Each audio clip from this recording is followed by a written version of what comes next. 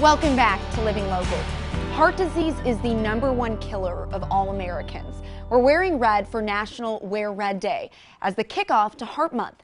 During American Heart Month each February, the nation comes together, igniting a wave of red from coast to coast.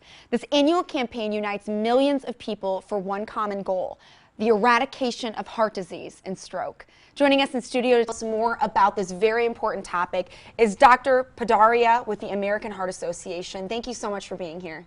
Thank you for having me, Brittany. So, Dr. Padaria, why is heart disease such an issue in the United States? I wish I knew the answer, and I wish we had the solution.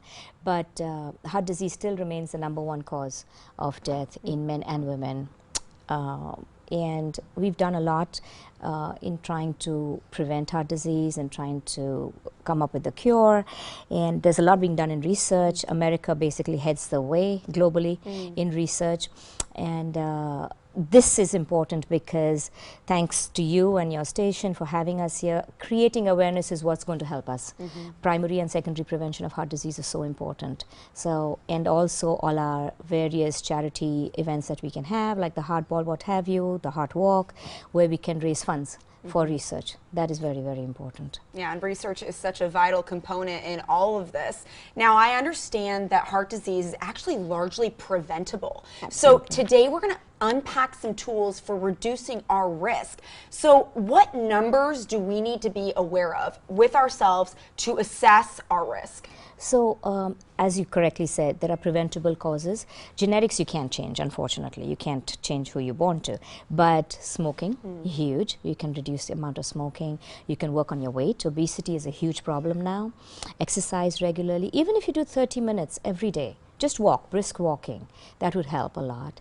If you eat right, reduce your carbs. Diabetes is hugely prevalent. Work on diabetes. So all these, as you said, preventable risk factors. If we work on these, blood pressure, cholesterol numbers. So know your numbers. That's very, very important. What I usually tell my patients is the high is keep it high. HDL, the H in that, keep it as high as possible. LDL, keep it as low as possible. That's the bad cholesterol.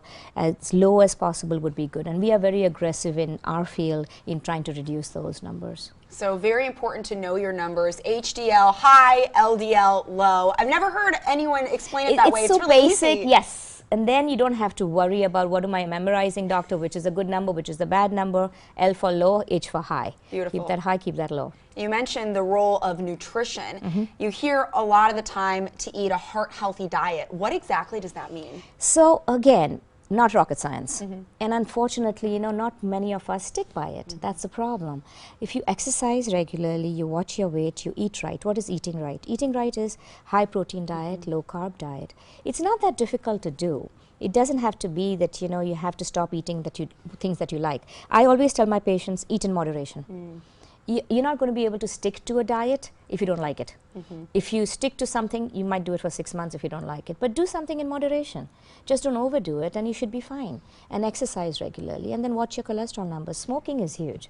And if you can do smoking cessation, that goes a long way in preventing heart disease. Yeah, I think it's such a great point to highlight. It needs to be a sustainable diet for you. Yes. And, no one ever got heart disease because they ate one cookie. It's just the compound effect of eating a lot of cookies over a long period of time or other types of foods. No, the point you make is, don't take away things people like because then they won't come back to me. Right. They'll be non-compliant. They won't do what you want them to do and they'll come in with a heart attack.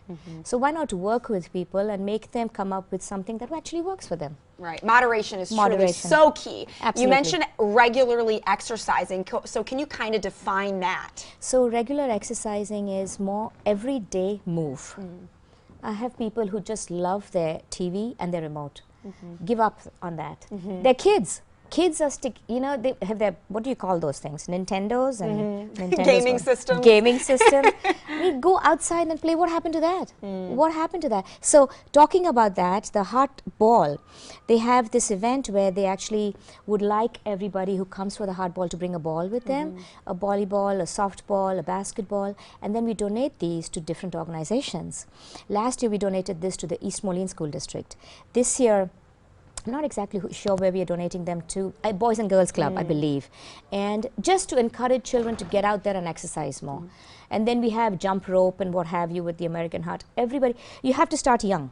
You have to start with the youngsters. That's when we develop these habits. You have to get them out there exercising, play in the snow, play. Weather should not even be a problem. Just get out there and exercise. Yes, just move your body more every day. Absolutely. Now, you mentioned the Quad Cities Heart Ball. First of all, I love this play on words with the ball, and you're actually bringing a ball to donate. That's so clever and so beneficial. So what is the goal of the Quad Cities Heart Ball? So the Heart Ball is something we brought back to the year, to the Quad Cities, I think about 8-9 years ago.